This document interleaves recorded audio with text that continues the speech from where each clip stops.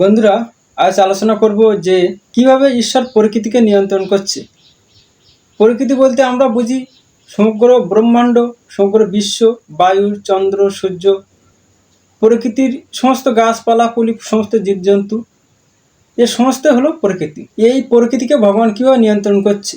কোনো কিছুকে নিয়ন্ত্রণ করা বলতে বোঝায়, যেমন আমার হাতে একটি পেন আছে, পেনকে আমি নিয়ন্ত্রণ করছি মানে আমার ইচ্ছা খুশি মতন আমি নাড়াতে পারি, এদিকেও নিয়ে যেতে পারি, ওদিকেও নিয়ে যেতে পারি।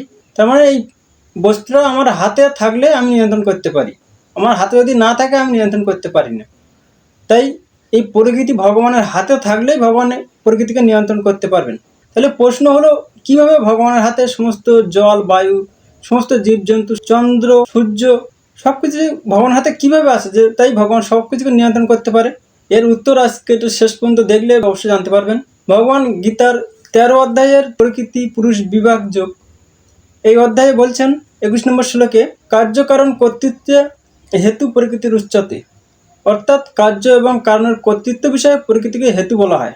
তার মানে হলো, প্রকৃতিতে যে সমস্ত কার্য হচ্ছে সেই কার্য কোনো কারণের হচ্ছে, সেই কারণে বা সেই বিষয়ে প্রকৃতিকে হেতু বলা হয়। আমরাও বিজ্ঞানের মাধ্যমে জেনেছি যে প্রকৃতিতে যে কার্য হচ্ছে তার পিছনে কোনো না কোনো কারণ আছে।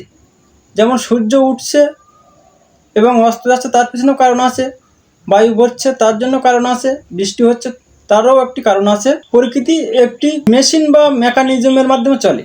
তো এই মেকানিজম বা সিস্টেমটাকে চালানোর জন্য কারোর শক্তির প্রয়োজন, সেই শক্তি সর্বশক্তিমান হওয়া প্রয়োজন। এই গীতার এই অধ্যায়ের 13 নম্বর শ্লোকে ভগবান বলছেন যে প্রকৃতি প্রতিটি অণুপরমাণু দিয়ে তৈরি হয়েছে এবং সেই অণুপরমাণুগুলি হলো ব্রহ্ম, অর্থাৎ ভগবান নিজেই।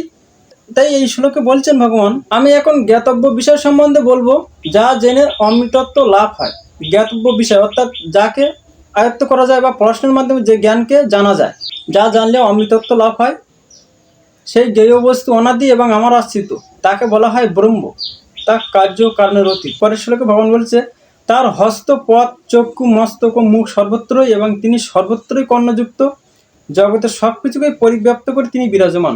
অর্থাৎ জগতের সৃষ্টি হয়েছে প্রতিটি অণুপরমাণু দিয়ে, সেই অণুপরমাণুই কাজ করে চলেছে একটি সিস্টেমে, একটি মেকানিজমে, যার ফলে সব কিছু হচ্ছে প্রকৃতিতে।